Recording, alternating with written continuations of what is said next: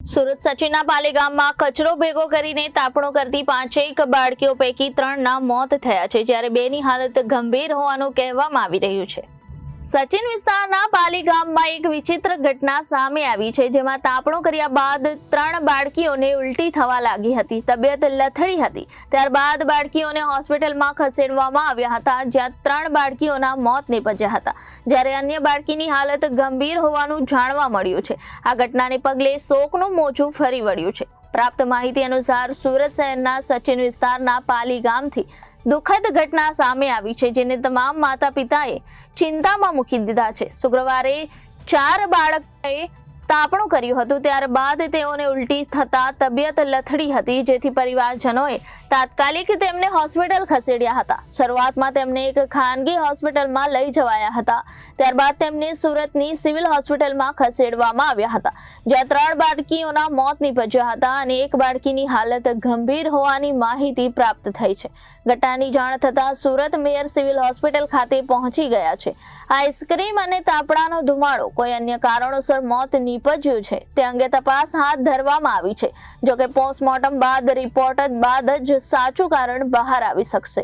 ये लोग अब छोड़ने जा रहे थे।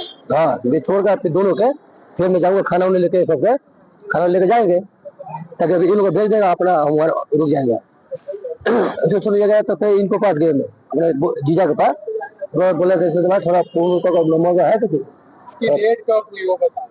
तो हम नहीं थे सर, हम तो सुबह के जब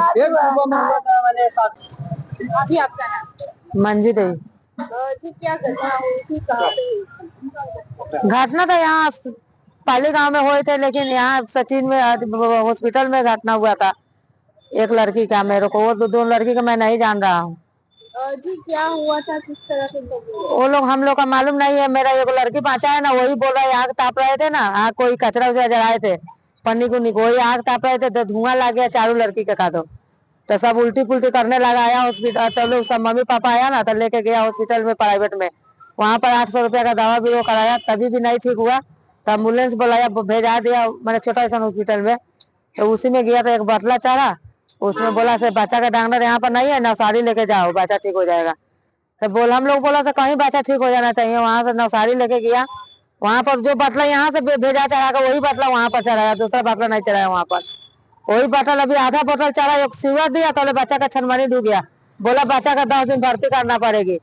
तो इसका पापा बोला से 10 दिन भर्ती होएगा नहीं, बच्चा अगर रात में ठीक हो जाएगा तो सुबह चल जाएगा ना। तो बोला नहीं 10 दिन भर्ती होना पड़ेगा, तब यहाँ पर भर्ती लो ना तो बच्चा उठा के जाओ। वहाँ पर डॉक्टर साहब बोला। तब हम लोग बोला सर जब आया एम्बुलेंस अथी में हॉस्पिटल में तब बच्चा ठीक हो जाना चाहिए ना। तब बोला हाँ सर ठीक हो जाएगा। आप कहाँ लाए? तो वहाँ से भेजे नवसारी से सिविल में। अभी यहाँ पे क्या हुआ है? यहाँ पर डेट हो गया, शिव दवा चला, यहाँ पर डेट हो गया 6:30 बजे। સચિન પાલી ગામની ઘટના છે। ત્યાં 3 બાળકીઓ ગઈકાલે રમતા રમતા કંઈક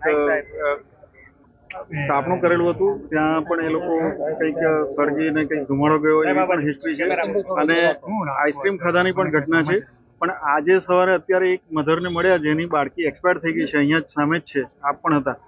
તો એ માં ચોખ્ખું કહે છે કે મારી પાસે પૈસા જ નથી, મારી બાળકીએ આઈસ્ક્રીમ ખાધું નથી, અને તેમ છતાં એ તાપણું કરીને કંઈક ધુમાડો લાગ્યો અને તરત જ બેહોશ જેવી થવા માંડી અને ઉલટી થઈ અને એને અહીંયા લઈ આવ્યા અને એક્સપાયર થઈ ગયા। એટલે સચિન લઈ ગયા અને ત્યાં એક્સપાયર થઈ ગયા। હવે પીએમ કરવામાં આવશે? હા, પીએમ કરાવીશું, એટલે જે કંઈ સાચી હકીકત હશે તે બહાર આવશે। પરિવારની સાથે સંવેદના વ્યક્ત કરું છું। હું તેમના પરિવારના એમની મમ્મીને પણ મળ્યો, પણ બધી જગ્યાએ અલગ અલગ વાત આવે છે। કોઈ કે આઈસ્ક્રીમ ખાધું, કોઈ કે તાપણું કરતા પણ સાચી હકીકત પોલીસ ઇન્વેસ્ટિગેશન કરી રહી છે અને પીએમ પણ થઈ રહ્યું છે। સાંજ સુધીમાં સાચી હકીકત આપણી સમક્ષ આવશે।